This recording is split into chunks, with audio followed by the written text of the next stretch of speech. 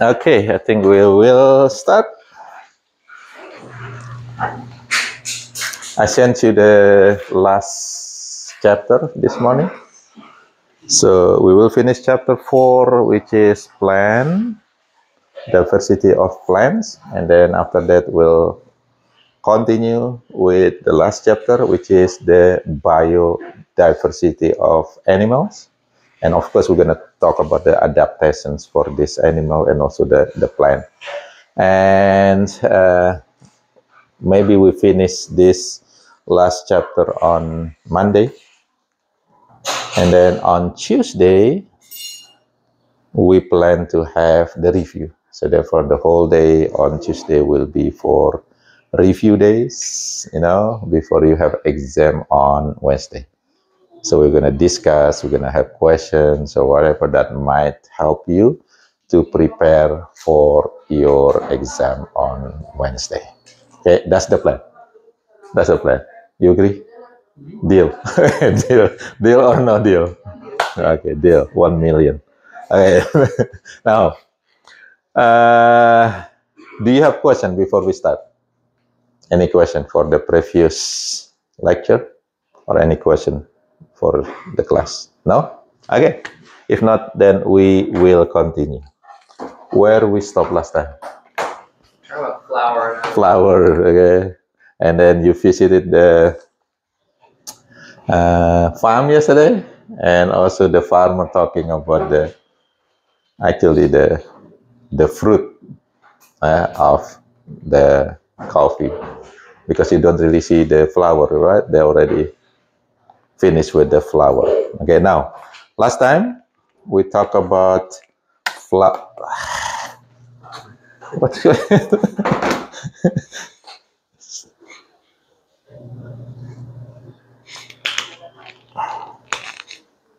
I think they broke it.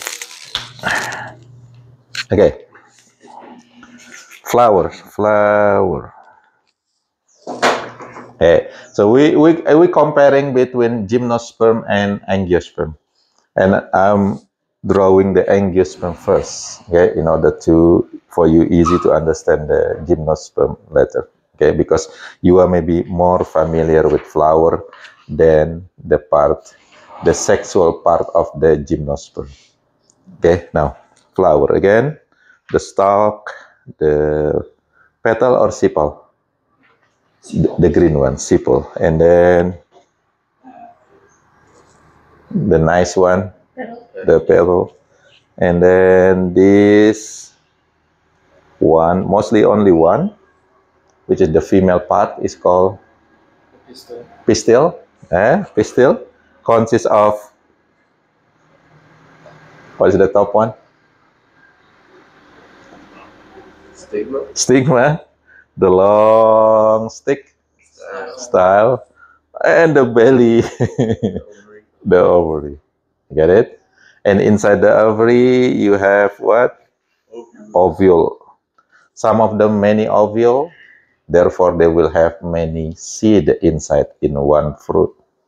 But some of them only have one ovule, therefore you only find one seed in the fruit. I just want to, let's say, make the one that have one ovule to make it easy to understand. But every ovule will have the same development, which is creating the seed later. That's the female part. Male part, many of them, okay, look like this. Okay, what do you call the male part? Stamen. That consists of anther and filament, long filament. That's it.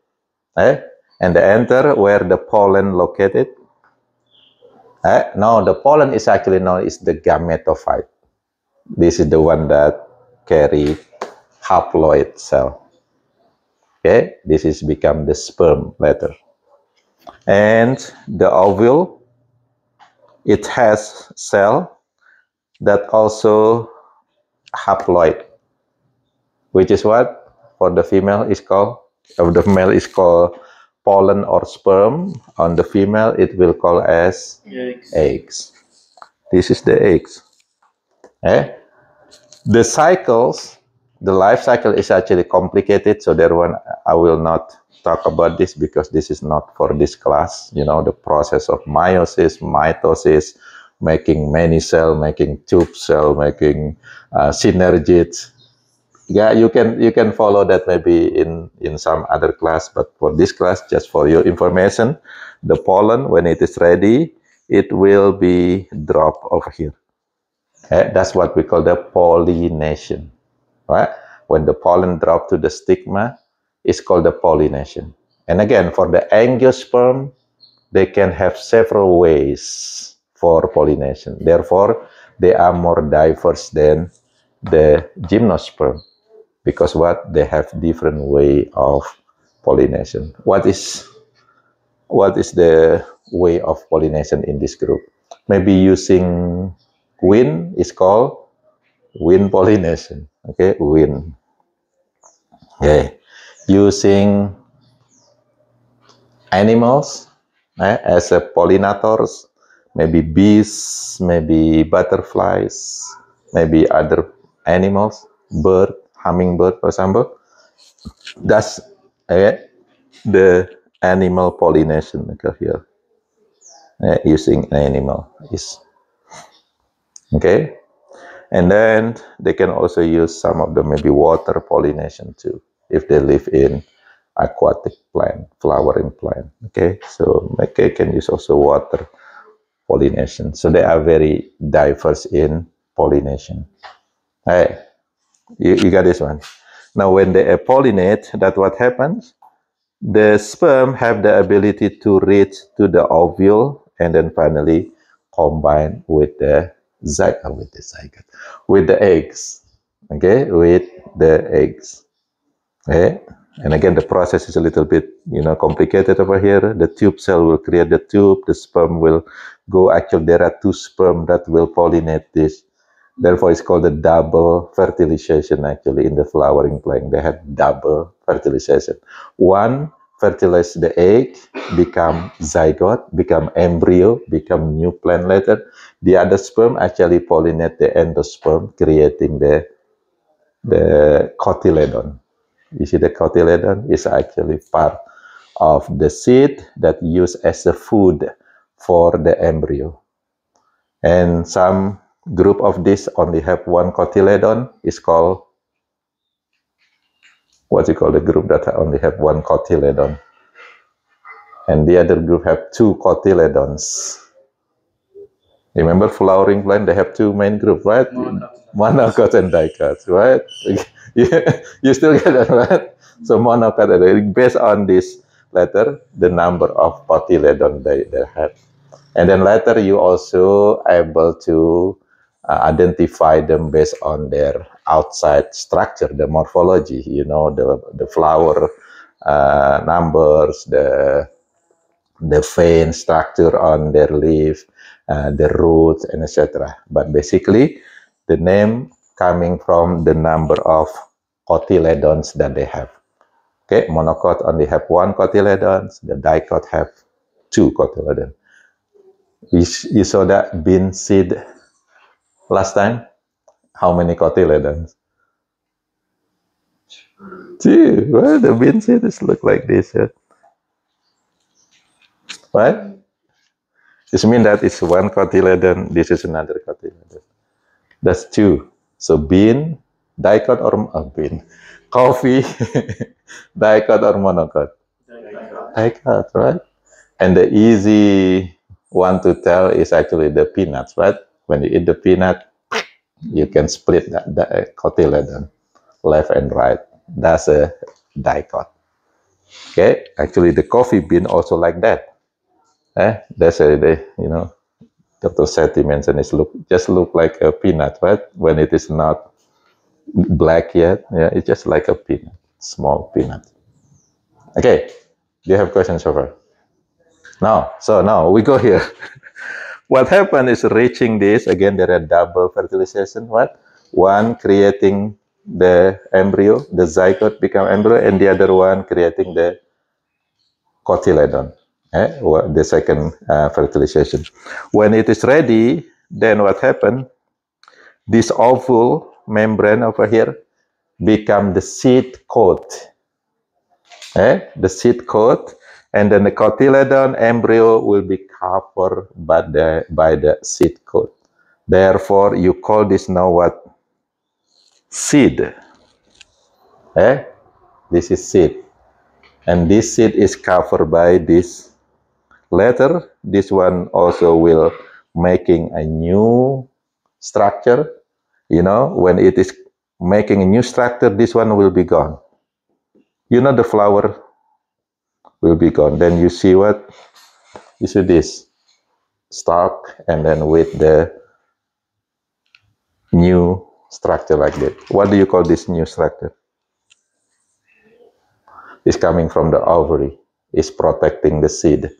What about cashews? Because I know like cashews have fruit, but the nut, the nut is outside of the fruit on the end. Yeah, it's different development. Sometimes the nut is outside the fruit itself. Sometimes it's inside the fruit. They have the kind of the ability to create that adaptation. So, but mostly the fruit is actually the seed inside the fruit. But there are some plant, the seed is actually not inside the fruit. Okay, but the fruit on the cashew, have you ever seen the cashew fruit? Right, it's very sometimes it has a red, orange, and sometimes yellow color. Right, it's actually very sweet. Okay, but it's not that expensive compared the seed itself, the cashew itself, because in some country when they have that plantation, they don't really take the fruit, right? The one that they take is actually the seed, the cashew. But the fruit itself is really delicious. Have you ever eat? No, the cashew fruit. No, it's actually really sweet, nice. But cashew itself is most expensive than the fruit itself. Yeah, some plants they have different way of development, but we talking about the general type of fruit that mostly protecting or have the seed inside. Okay, just the way they have different way of this is going to be related for the seed dispersal later. Okay, so that's a good question. Okay, so that's normally the fruit is actually outside the seed. Okay, most likely. Okay. Okay, now we're gonna make this, then all the flower plant will be gone. Okay, so maybe I just look, and the cashew is actually the fruit like this. You have seen, right? Have you? And then the cashew is here. That's the cashew actually. You know, the seed is outside, and this is the fruit over here. Is actually delicious if you like it. I like it. You know, I ate it, especially the one that already ripe, like as red, yellow, but the green one is bitter. And sometimes what you call it, causing is itchy, something like that. You know, some plant have that ability to causing your mouth become itchy. What do you call it? What do you call it? Itchy. It's not good, right? Yeah. You mean like pineapples? Yeah, pineapple sometimes you do like that. But this one also, with this still very young, don't eat it because it might your mouth that itchy. But if already really ripe, it's nice. A lot of water in it, water, sweet. Okay, so it's cashew like this, which is the seed is outside. Okay, so that's different development, which is the seed is actually pushed out from the fruit itself. Okay. Now the real we're gonna talk about the general type of fruit, which is the seed is inside. Okay, so let's say this is fruit. Okay, just like yesterday, let's say this is a coffee berry. It's called the berry of fruit. Okay, now the outside layer over here, right, is called the anybody know? Exocarp. Outside carp layer. Okay, and then you have seed over here. Let's say just one seed, like what the hell one seed, like mango, avocado, right? One seed. That's dicot or monocot? Are you sure? Dicot. They actually, if you cut you're gonna see two cotyledon inside. It look like one, right? Because you don't open it yet. When you open the seed coat, so this one over here is called the seed coat. So the one that is actually in the coffee bean, when they put it into the machine, this is the one that is out and then become like a dust, right? It's outing from the seed coat. Now, the middle layer of this fruit over here, which is the fleshy layer, this is mostly the one that we eat, is called mesocarp.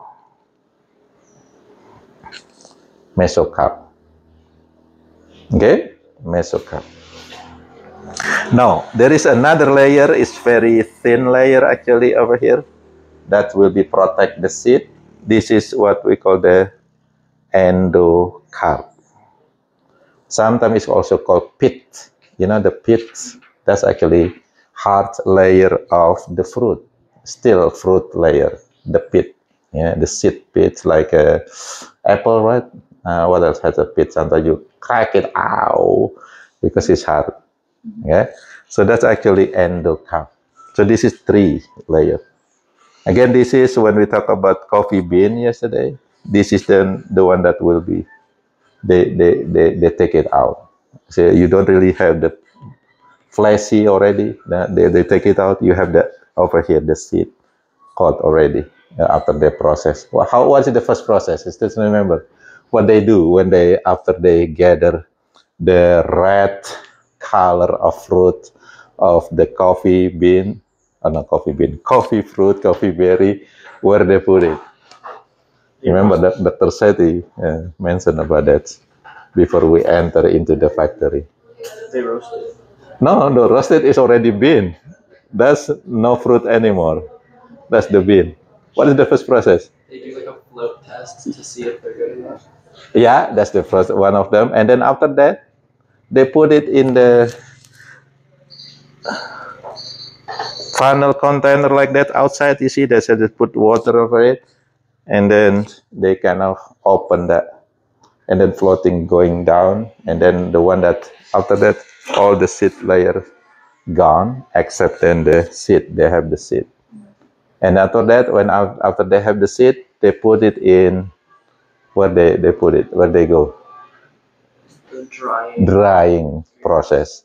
How long the drying process? 6 days. 6 days, and then after that, plus how many months? 2 months. 2 months. They put it in the.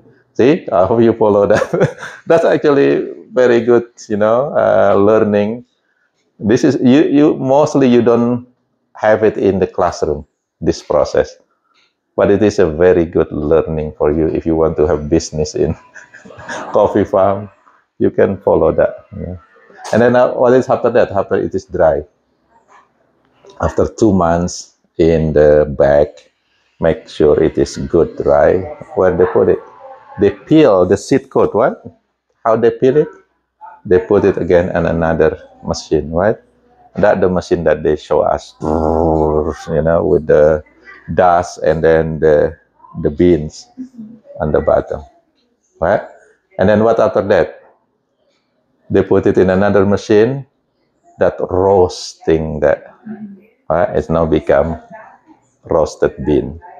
And then what after that? Of course, if you want to be like a powder, then you have to put it in another machine, I used to go actually to tea store or coffee store that you actually can choose your own beans, and then they have their own machine, and then you can choose over there whether fine grains. I don't know the name, but if you really want to define one, the very very fine grain, you can put another machine, and then you just put the brown bag below it, and then finally you're gonna have your own coffee. So you're actually grinding it with yourself, on that store, and then you can choose whether really fine or a little bit medium, and etc. Okay, so the same with this one, that's the last process. But again, this is the part of the fruit. Seed coat. Okay, so if you see on the seed coat, under the seed coat, then you actually have this. This is the embryo. This is coming from the zygote. And this is, of course, the endosperm. And the endosperm cell is called cotyledon, actually. So there are some seeds that have two cotyledons, which is dicot, and one seed that have only one cotyledon, which is monocot, like rice, for example. Okay, if you see the embryo, then they're going to have three main parts.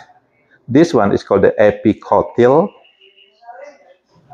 Okay, this one hypocotyl.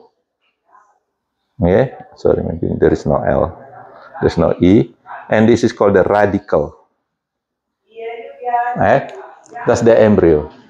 The epicotyl then will develop into the leaf. The hypocotyl will grow into the stem. Radicle develop into root. The root. That's it. That's part of the seed. So it has embryo and it has the cotyledon, which is endosperm. Okay. Do you have a question for this? This is the fruit. This is the angiosperm, the flowering plant, and the fruiting plant. Now, what is the beneficial of fruit? Adaptation of fruit for this fruiting plant. What is the advantage of having fruit? What is, Hania? What? It attracts people.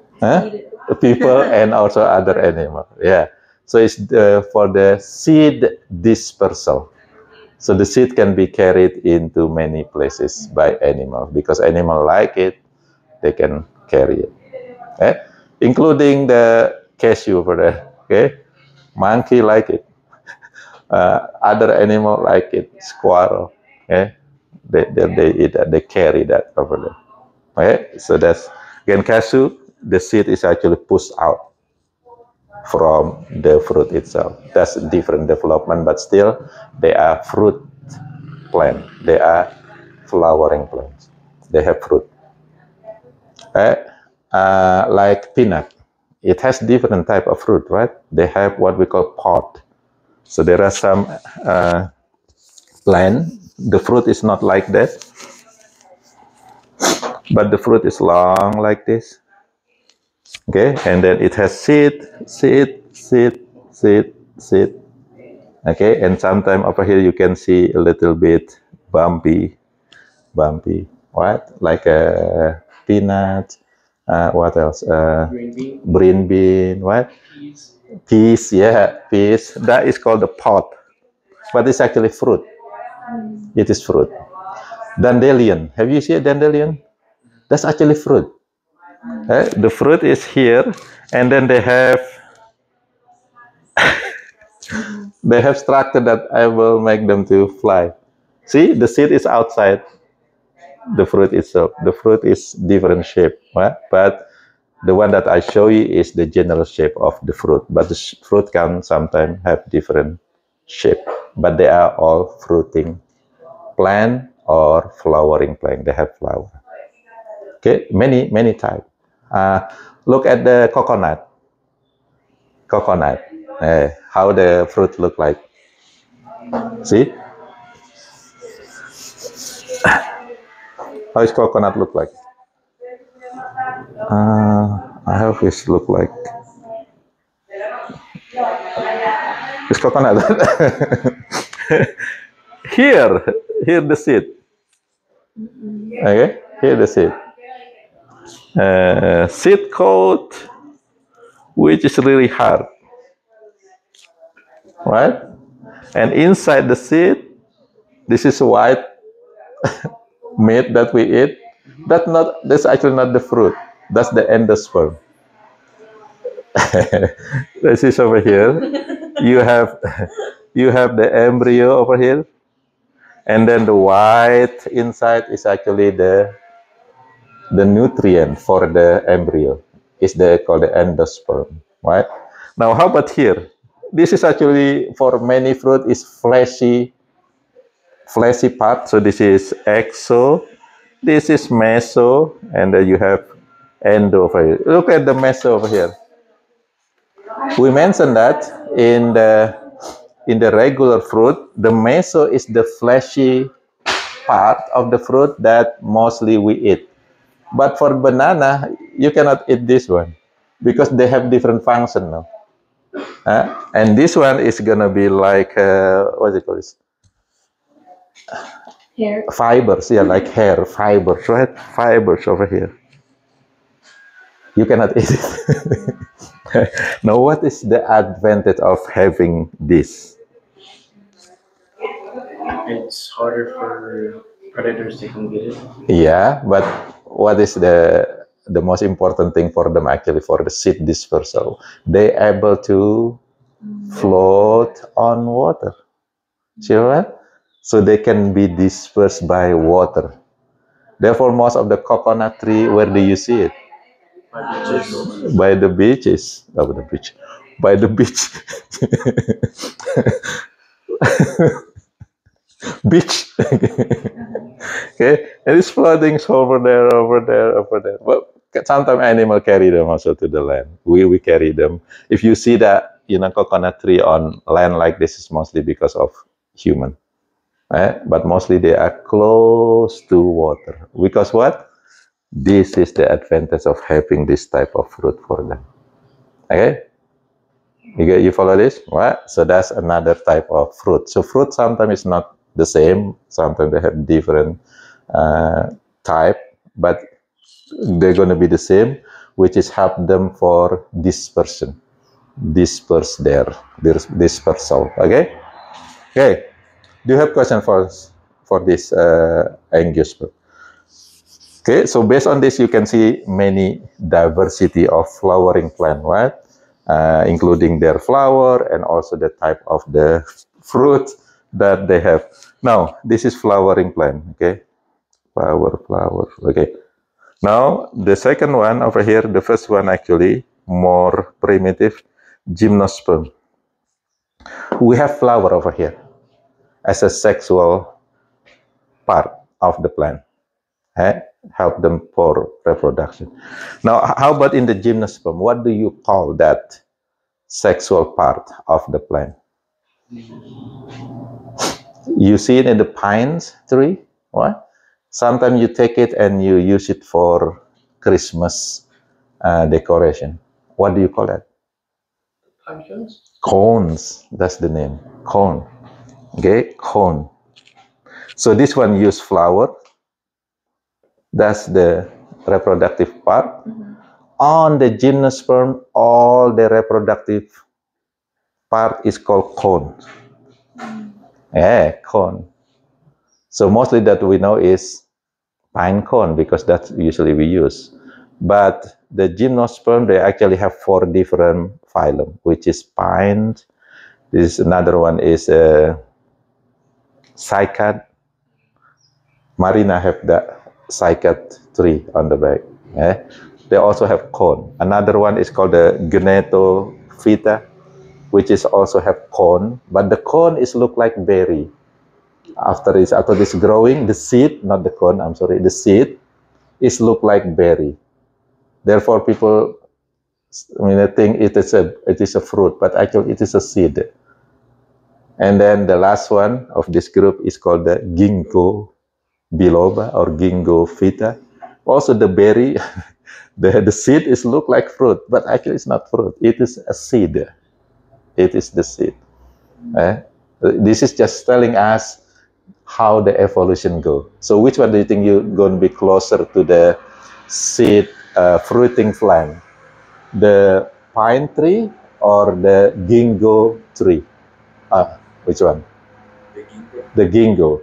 Ginkgo and Gnetophyta is kind of closer to the development of the angiosperm.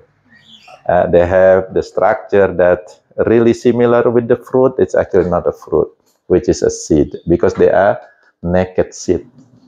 They are naked seed plant. Okay, you get this one? Now, how the cones look like? Now, the cone, if you see in the flower over here, you have the female and male flowering plant, mostly in the same flower, right? This is what we call the complete flower. Sometimes they have different flower, male flower or female flower, okay? But mostly like this. Look at the cone. Cone actually mostly they are separate. There are male cone and there are female cone. Okay, let's say we have pine tree as an example. Okay. Okay, like that. So let's say this is pine tree. Okay. And then the male cone mostly at the a little bit below. Okay. So it look like here. Look like maybe corn. Okay. They are yellowish kind of color also a little bit. But the female cone must be on a little bit on the top of the tree. Okay, they are thicker, maybe like this, right? And then brown is darker color. Okay, now look at this one first. On the male cone, okay, this is having the cell that produce the pollen. So pollen will be produced here. Pollen. Okay? The pollen is haploid or diploid? Haploid, because this is gonna be making the sperm later, right? Sperm. Now, at here, remember over here, okay, you have the ovary that carry the ovule, right? And the ovule become what? What the ovule become later after it is seed, and the ovary become fruit. You follow it? Now, this one, what do you think this over here in the female cone? Do they have ovule or not? Will they have ovule or not? Remember, this is also seed plant, but it is naked seed. Do they have ovule or not? Ovule, yes. Yes, ovary no. That's correct answer. Because what? Ovule making the seed. So this one also will have ovule. However, it will not have ovary. Because what? No fruit. Okay, now, over here, if we make it, let's say, closer, you're gonna see this structure. Okay? So each of this structure is called scale. Okay? Consists of scale. Okay? On the scale, they have two ovule. It's ovule. It's two ovule. Okay? On the bottom of the ovule, they will have cell that produce the eggs. Can you see there? Okay? So the eggs will be there in the ovule. The same like this flowering plant. They have ovule and then eggs on it. And then this pollen will go to this ovule and fertilize the egg. This is called the pollination and then fertilization. Now, what they use for this pollination? Do they use animals? No. No, they don't care. So, you know, the gymnosperm don't care about animal. Therefore, they are not colorful. Do you see any pine tree that's colorful? It's just like that, okay? Because they don't really try to attract animals. Because they have their own ability to pollinate. What they use mostly? Wind. They just use wind. Okay, so they are mostly, you know, present in the area that have winds, and then the wind will take that and making the fertilization. Now I'm gonna make it bigger over here. So this is one scale, and you have this ovule, and then this fertilization happening here. Okay, and then what happened after the fertilization is become embryo. Okay, when it is become embryo, the scale actually will open like that. So therefore, you see the the female cone that already mature, they really open like this, right? The scale, boom, boom, boom. What is that used for? Why it is open? Why it is not closed like a previous one? Anybody know why it is open now when it is mature? It's ready to be fertilized. No, it's already fertilized. Oh, it's already fertilized. They open a little bit and then fertilize, and then they all will be open more. Why? Because this ones later actually will be out from the scale. Okay, so you're gonna be structure like this that carry embryo with this kind of wing on it. Okay, and then boom, when the wind coming, is take out from the scale. Boom, and then bang, bang, bang, bang, bang, bang, bang, bang, go to new place to grow. That's the way most of the gymnosperm spread.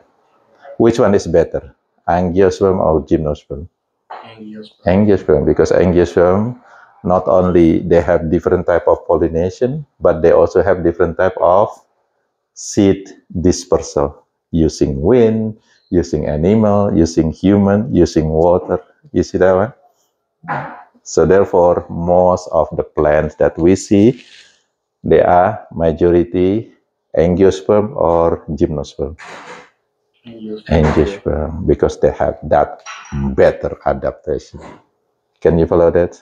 Okay, even in a very dry area, like cactus, for example, they still live there because they have ability to adapt to that specific place. Do you have question? We finish with this plant biodiversity. No? If not, then we'll go to the next or the last chapter, which is animal biodiversity.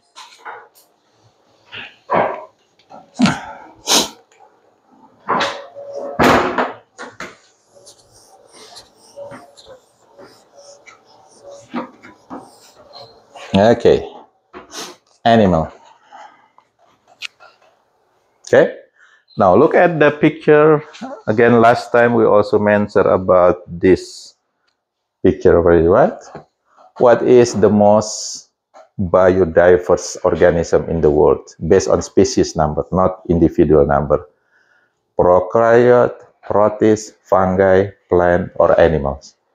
Animals, again, animal. Okay, again, last time we mentioned that even just one type of animal is called insects, already have about 1 million, close to 1 million number of species. You can imagine that. The rest, okay, other animal also have many member of species. So if we combine all the animal, maybe already take about 3/4 of the biodiversity. The next one that also really diverse in species number is going to be the plants. And then after that, fungi, protists, and bacteria. Bacteria less in number of species, but if you count the number of individual, they are maybe number one, because it's just one drop of, things, maybe contains million of bacteria already, but mostly only one species. You follow this, yeah? The difference between number individual and number of species. Okay, based on the biodiversity species, animals will be number one. There's a lot different type of species in animal. Okay, now all animal, they are multicellular. What does multicellular mean? More than one cell. Yeah, more than one cell, many cell, even sometimes trillion of cell. Even in our body, like the brain itself, already trillion of cell. You can imagine that. We have a lot of cell, multicellular. All animal, they making their own food because they don't have chloroplast. Now, what do you call the organism that have to take nutrients from others? Heterotroph or consumer. all animal will be consumer. Nothing producer. None of them will be producer. They all consumer. Whether herbivores, what else? Animal that eat other animal, carnivore, or animal that eat plant and animal, omnivore, or animal that break down big particle into smaller particle, detrivores, okay, or maybe there are some other animal that become parasite, right? There are many worms that parasite into our body. They are animal. They cannot make their own food. They have to take it from other, and that's the way they take it. Herbivore, omnivore, carnivore, detrivore, parasite, a lot of things. Okay. Okay. Now, here, all animal is called as metazoa. Okay, so we're gonna see diversity of this animal. All animal, it is known as metazoa. Zoo is animal. Okay, so from this metazoa, we're gonna put the top one over here is based on the evolutions will be the most primitive one. This is the one that actually evolved from protozoa. So animal actually evolved from protozoa. Plant evolved from algae. There is an algae called the chara that become plant. Now animal is evolved from protozoa. Okay, there are group of protozoa that develop into animal is called the flagellate. Okay, there is a cell, okay, protozoa that look like this. It has one flagella, okay, and this one is called the choanoflagellate. Okay, this is the member of flagellate animal, or flagellate protozoa that become the common ancestor for all animal. Choanoflagellate. Okay, the ancestor of plant is chara. The ancestor of animal is choanoflagellate. You get this one? Okay. Now, from this choanoflagellate, then evolve into the first group of animal is called parazoa. Parazoa. Okay? Parazoa mean animal that do not have tissue. They have cell, but the cell do not organize into tissue. They just a group of cell. Okay? So basically, they are group. Okay, this animal only consists of many choanoflagellate cell. Boom, boom, boom, boom. And this one only have one member, which is the spawns. Okay, SpongeBob SquarePants, very primitive. But I don't know why in the movie he is smarter than Patrick, because Patrick is actually over here. Patrick is really evolved, but Patrick in the SpongeBob SquarePants is really dumb, right? Compared to the Sponge. But Sponge is really primitive, the most primitive animal. Okay? So if we look at the sponge cell, they usually look like this. Okay, they have soul mean cavity, okay, over here, and they have many ostium, which is channel, like that. And this cell over here is actually just like choanoflagellate. It has flagella. You see that one?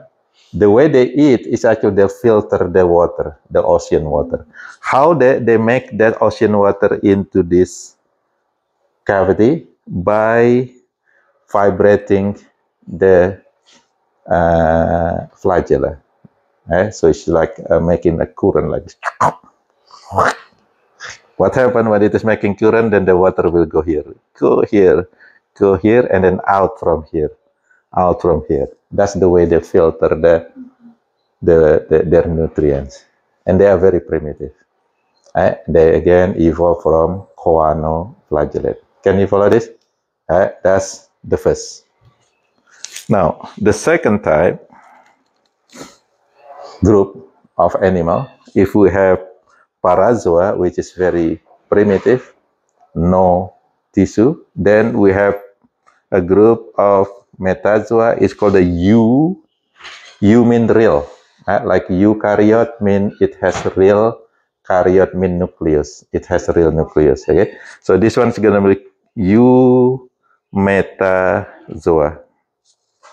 What does that mean? This is the real animal. What is a real animal? Have tissue. Yeah, so real tissue. Okay, they have a real tissue. Okay, are you with me? Now, this eumetazoa then divided into several groups. Okay, two main groups. Okay.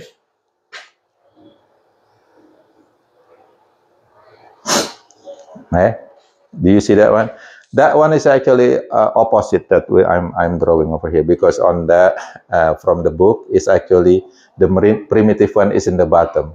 So I changed it a little bit to make it easier for you to follow the evolution. So the top one will be what? Radiata, right? Over there is bilateral, right? So it's going to be radiata over here. Okay. And the bottom one will be bilateria. Now, what does radiata and bilateria mean? Look at this. Like us, for example, you know, this is us. We look like this, right? I hope it's similar. Okay. Okay. So if you see us, our body over here, how many lines can make us divided into two equal parts? How many lines you can make? Only one line, right? Which is here. That's the only way you can have equal. You cannot do this because front and back gonna be different. You cannot do this because top and bottom will be different. It's only one possible way. So any animal that has this symmetry is called bilateral. Only two. Okay, one line created two equal parts. So bilateria over here, which is most primitive or most modern? Modern. Okay. Radiata mean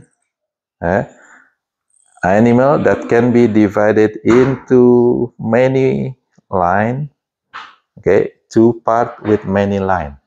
Radial symmetry. What is the example of that? This animal mostly floating in the water. You see the jellyfish, you see on the top, they are radial. They are considered as most or more primitive. Okay. You see the different, right? Radiata and bilateral. Now, radiata will be divided into two. Both of them is actually jelly animal. The first one is called the Cnidaphora, or Cnidaria. Oh, sorry, the Cnidaria and Stenophora. Okay. Again, I send it through the PowerPoint. You can see it again later. There's spelling Stenophora. Both of them jelly. The top one of us is called the jellyfish. The bottom one is called comb jelly, which is also jelly. But this animal is actually have two stages on their life. Okay, they have two stages during their life. Okay, the first stage is called the polyp. Okay, polyp stage, and the polyp stage is sessile. What sessile mean? Stay, doesn't move, just like plant. So they stay in the bottom of the ocean. They're gonna be look like this. Okay, so if we like a dive or maybe snorkeling, maybe you see some of them, but it's not many because the dominant stage is actually when they are in this stage. This is actually larva stage. This is their larva. Okay? And this larva stage is called medusa. Hey, remember the name of the bad girl in the story, Medusa, right? That one that can have the snake, yeah, Medusa. But it's actually named for this stage of this radiata, Medusa and polyp. This is the swimming stage. This is the swimming stage. This is the sessile stage. And majority, they are in this stage. So you see a lot more larva compared to the polyp stage. Because of what? Because each of these gonna be released and becoming larva. Boom, boom, boom, boom. Many of them are poisonous or venomous. Venomous. Venomous, because what? They can sting. They have the ability to release it, inject that, just like a bees, right? Venomous, not poisonous. So there, many of them are carry toxic and venomous, right? Make you itchy. I had problem one with this jelly when I swim snorkeling. I use this one, right? And this one is, you know, open. And then, whoa, this is a lot of, but the small one, not the big ones, really small. It's called the box jelly. There is maybe part of the Synardia, there is a jellyfish that is like a box like this. This one is really itchy, really, really small. But you can see it, it's coming to you and pop, pop, pop, pop, pop, pop. What happened over here is just like you get the little bit, somebody smoke and put the, what's it called, the fire in here. Yeah? The cigarette? Yeah, the cigarette, and then put it a little bit over it. Ow, ow, ow. And then I'm swimming, ow, ow, ow, and finally go to the beach. Okay, for some people, it might be causing the bumpy thing, but I'm okay. I'm not that really sensitive. I'm not that have a kind of allergy. For some people that have allergy, maybe become okay, just like a bee sting. Some people have a allergy with the bee sting and become, bumpy. So yeah, that's the radiata. That's the first group. Okay, you have a question for this? Continue. Bilateria. That's divided into many some group. So I'm gonna put it here.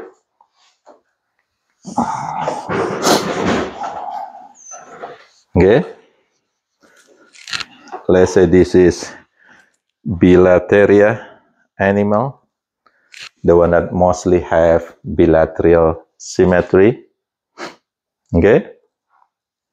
Then it can be divided into group of animal that have real or have the cavity like us. We have body cavity, we have the abdominal cavity, we have thoracic cavity, we have brain cavity, spinal cavity, and etc. Right?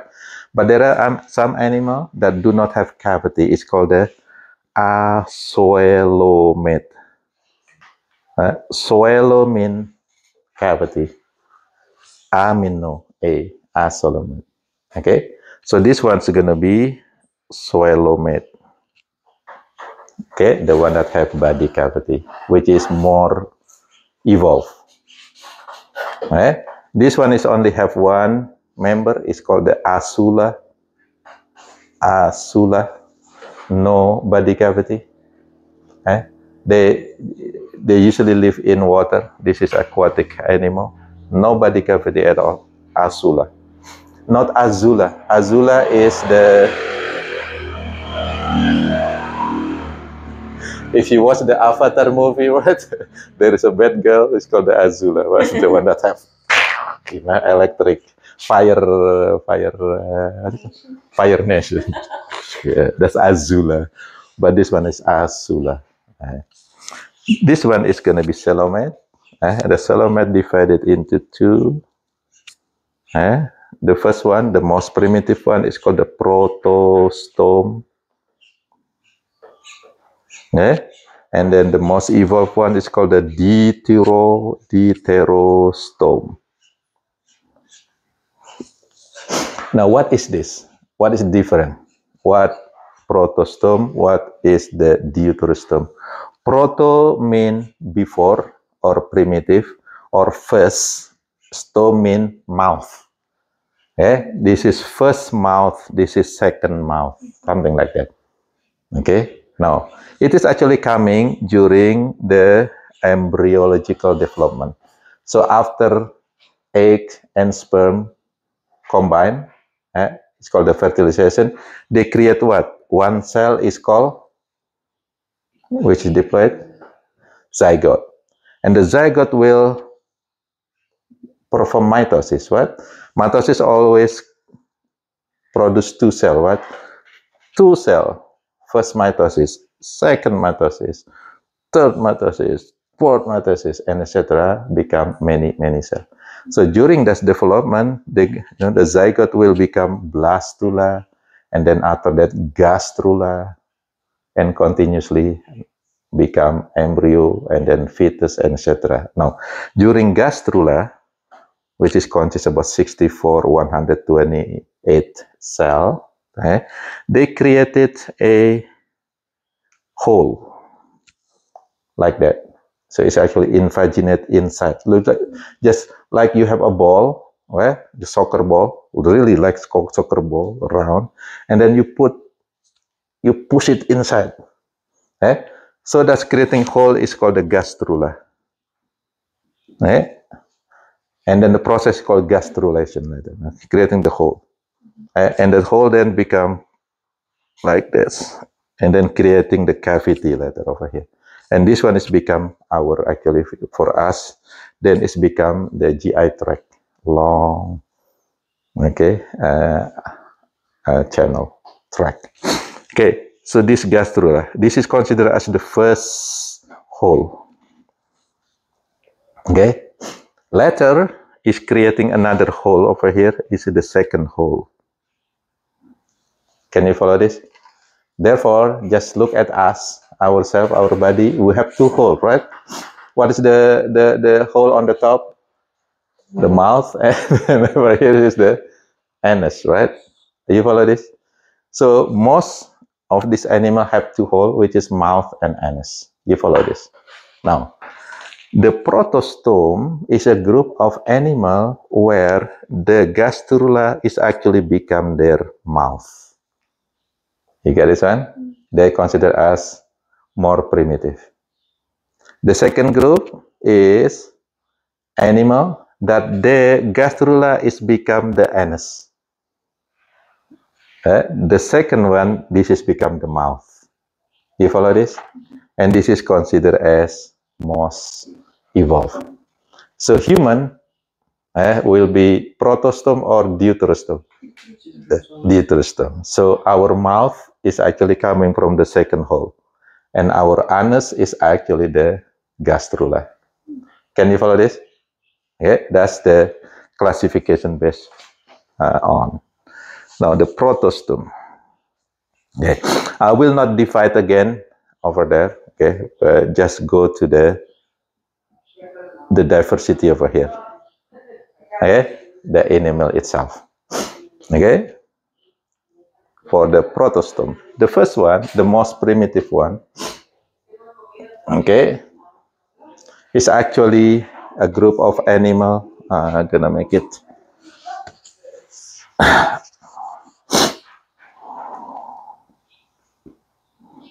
Okay, protostome, and then going here, there is an animal called Rotifera. Rotifera is animal that very small. You even need a microscope to see them, even though it's multicellular, but they are very small. They are the member of zooplankton, just like other protozoa. They live with protozoa as a zooplankton, animal plankton. Okay, they are very small. Of course, you remember the evolution start from water, right? Therefore, the most primitive animal will be also aquatic animal, including SpongeBob, what? The Azula, and then Rotifera over here. And then there is a animal called Ectoprocta. Okay, Ectoprocta. This is also aquatic animal. This is like a sessile of the polyps. Okay, of the first group, the Radiata group. What? But it is protostome. And then another group is called the Platyhelminthes. Okay, Platyhelminthes. Helmin mean worm. Flat mean flat. So the flat worm. Example, the one that free living is called planaria. I used to fish the planaria. It's very small. You can fish it with liver. So the chicken liver, you put it on your what do you call it? Hook, and then put it there. So they're actually gonna eat that liver, and then when you take it, you see a lot of planaria. They live in very clean water actually. We don't. I don't know because we don't really fish that on the cloud forest. But I used to use them for the lab. So sometimes we have to go to the mountains a little bit, go to the water and fish them, and then bring it to the lab and then show it to the student. Oh, this is planaria. They look like this. They have look like an ice. It's very black, dark color. And when you cut it, they actually able to grow it again. So this is a planaria, which is flat. Two, a member of Platyhelminthes is actually parasite, most of them, like a liver fluke. Right? They causing problem in liver. And then also the other one is, anybody know? If you eat raw meat, you might get it. Tapeworm. They are in Platyhelminthes. Okay, so that's a protostome. The next one, there is a member called Brachiopoda. Brachiopoda. This is really similar with the bivalve mollusca. So remember they have cell, right? But Brachiopoda is really, actually they are really symmetry of their shell. If you see the bivalve, the shell on the ocean look like this, which is not symmetry. You see that one? This one is bigger, right? See? This one is gonna be bivalve. But if it is symmetry like this is gonna be the shell of Brachiopoda. That's how to differentiate between Brachiopoda and bivalve. Oyster, for example. Oyster, the shape is the same or not? Oyster is not, right? It's kind of bigger on one side. What else that we usually eat? We eat oyster, we eat snail. They are not symmetry, right? What is the other one? That Mollusk? Yeah, mollusk. Yeah, but there's mollusk consists of snail, clam. Yeah, clam. Clam is it similar or not? No, they are not actually. If you see the clam shell, they actually one side is bigger than the other side. Because what? Because they are mollusks. Mollusks. No, but brachiopod is really even shape. So you see the picture over here. I have a see. Okay, you have it. Yeah, brachiopod, really equal shape. Okay, now the next group under brachiopod, there is a group called the Annelida. Okay, Annelida. Annulus means ring. So the body of the animal mostly long like this. It has like this. One segment, ring. Okay, this is worm. If it is live on earth, it's called earthworm. And there is ocean worm. It's called the polychaete. This is oligochaete, which is oligochaeta. Chaeta means small foot that you can actually, let's say here over here, you can feel it. So like in the earthworm, the top one is actually really smooth, but actually on the bottom you can feel a little bit kind of bumpy thing or something like that. But that's because of the chaeta over here, the feet. Okay? So the earthworm, oligo means few. Then the ocean worm, they actually have a lot of chaeta. Therefore, it's called the polychaeta. That's the ocean worm. Okay, so they are member of Annelida, ring animal. Okay, ringworm. Okay, and then after that, there is a group of animal. It's called mollusca. Okay, mollusca. What does mollusca mean? Mollusk, what does it mean? Soft body. They have a very soft body. Therefore, most of them will make their own shell. Right? Because what? They have to protect that soft body. So they created the shell from a group of cells called the mantle. They have mantle that can create the shell. If the shell growing, it's become very hard, right? But their body keep growing. What happened? What they have to do? They change. They leave that shell, and then they're making a new shell with a new mantle, bigger shell. So the shell that is empty then can be used by other group of animal.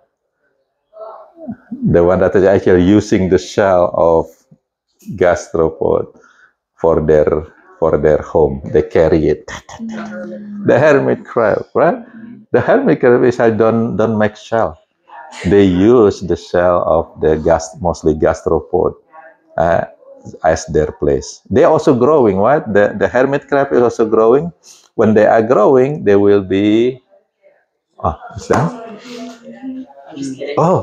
They will be looking for the other bigger shell. I think this is the time. I'm sorry. So 7 minutes over. Right? I'm gonna stop because we're gonna continue this, and then we try to finish this chapter in Monday. Then we have review on Tuesday. Have a good weekend and have a good family day tomorrow. You should tell me if